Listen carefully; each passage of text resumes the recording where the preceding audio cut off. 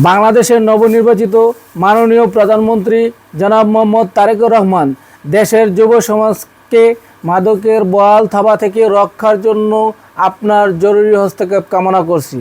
মাদকাসক্তি কেবল তরুণদের জীবন ও সম্ভাবনাকে ধ্বংস করে না, এটি পারিবারিক ও সামাজিক মূল্যবোধকে বিপন্ন করছে। এছাড়া মাদক দ্রব্য কেনায় ব্যবহৃত বিপুল পরিমাণ অর্থ দেশের অর্থনীতিতে নেতিবাচক প্রভাব ফেলছে। মাদকাসক্তরা টাকা পুড়িয়ে নষ্ট করে, যা দেশের সম্পদ নষ্ট করে বা নষ্ট হয়। এই বিধ্বংসী প্রবণতায় রোধে এবং অবিলম্বে চিরুনি অভিযান চালানোর জন্য মাননীয় প্রধানমন্ত্রীর নিকট বিনয় অনুরোধ থাকবে।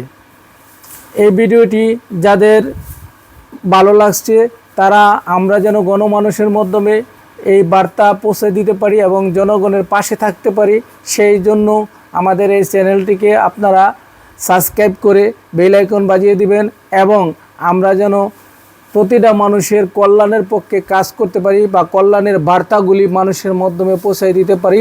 সেজন্য লাইক, কমেন্ট, শেয়ার করে আমাদেরকে সহযোগিতা করবেন এবং আমি পুনরায় যেন ভালো নতুন নতুন ভিডিও আপনাদের জন্য করতে পারি, সেই জন্য আমার জন্য দোয়া করবেন।